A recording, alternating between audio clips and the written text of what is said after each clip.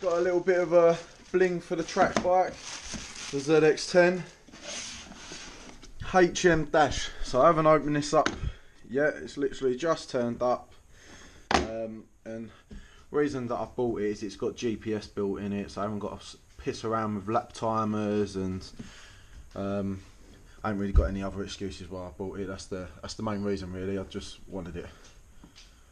Okay, so as you can see, it's the one way round. So it's got its backing plate mounted there. There we go. Okay. Well, I thought there was going to be some instruction booklets or something to go through, but there's not. And to be honest, it looks pretty fucking easy to plug in. So there's 3 mounts on the back, and then plug it in there. And for the manual, like most things these days, I will be able to get a copy of that online. Once I've got it plugged in, I'll do a better video, I guess. Alright, so the dash is in the bike now. I would tell you how to put it in, but I didn't actually put it in. MSS race team done it for me because I was having new headstock cups put in, changing the rake angle of the front of the bike. Apparently it's the same rake angle as what they're using on the World Superbike ones now, and helps you tip in better. For the road, the standard cups are sweet, but on track, if you get this adjustment done, it's going to help the bike a lot more. So I've gone for that. It weren't particularly expensive, and the benefit of that is while they had all the front end off, they could slip in the clocks for me. So turn it on, comes up, tells you all the information you need to see. All the Kawasaki controls still work like they would on your stock clock. So if you look at the bottom, I've got traction control, power and ABS showing at the bottom. If I hold this button in here, does it hold that button or press it? I can't even remember. There we go, power, Kawasaki electronic braking control, so I actually want that set to low. Power, Kawasaki electronic braking control, Kawasaki quick shifter, Kawasaki launch control, fuck knows what the M stands for, the same mode probably, yeah, Kawasaki launch control mode. ABS is off. You can't actually turn that on and off, you need a dongle to do that or just remove it. So that's them bits there. And the traction control, see if I press that, that goes up and down just like normal, so that's pretty good. You got a proper fuel gauge here. I'm guessing that moves up and down to show how much fuel you got. Obviously I haven't really had this bike running yet, so I'm not too sure on the ins and outs of that. You've got a little USB port on the front so you can download all your fancy data off of it. If I click onto this, you got lots of different display modes. So there's your race one, big gear indicator in the middle, which for me is what I like to see most of the time. Don't really care about anything else other than what gear I'm in. There's your rev band across the bottom. Go down to display mode again, go lap timer, and then you got like sector times for different parts of the track. I'm not a racer, so I ain't got a clue what beacon times is. Predictive, so that's like working out what you're gonna do for the lap, and predictive difference is probably working out the difference in the sectors or your ideal best lap. So click on basic, and then you see you've got a little bit more information on there. You've got your session, your best lap will come up there. I'm guessing no GPS, that'll be your actual time around track when you're using it.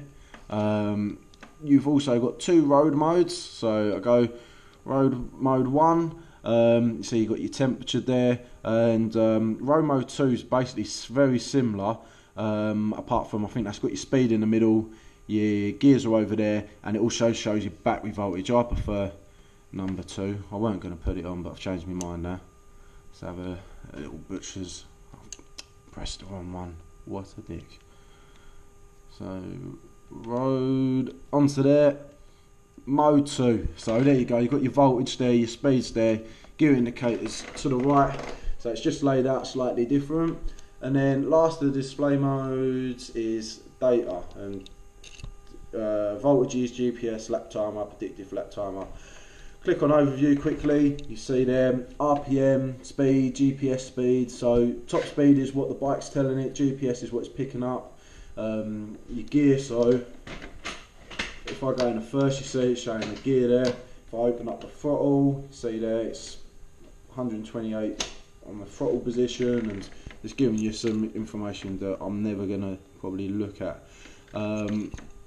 If you go into setup, there's loads of things you can go on here as well. I'm not going to click into them properly, but display's pretty obvious stuff. That's like contrast and how bright you want the backlight. RPM is the maximum RPMs of the bike. Shift lights is when you want the lights to start flashing, to change gear.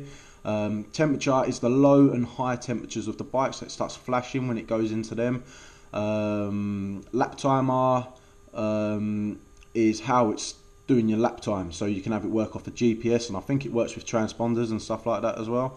ECU, this is a really good thing about this. Instead of it just flashing on some FI light and going something's not working, that will actually come up with the code and it will give you the full fault message. So if you've got an injector out, or there's a sensor playing up, or whatever the fault is, maybe you've got a coil pack playing up, it'll come up there, so you ain't got to try to piss around for 5 minutes getting the actual error up. Warnings, that's like oil and high being on, and just general stuff like that. Model, that is for my bike. Obviously it's a ZX10 2016. Sprockets, this is good. You can put your front and rear sprocket in, it'll work all your speed out for you, but it'll also show you what all your top speeds in every gear is. So you see there's the stock, and then there's the gearing that I've got it in at the moment. You can also have your speedo, instead of it working off of the bike, you can have the speedo work just straight off of the GPS, which I think is quite a good option as well.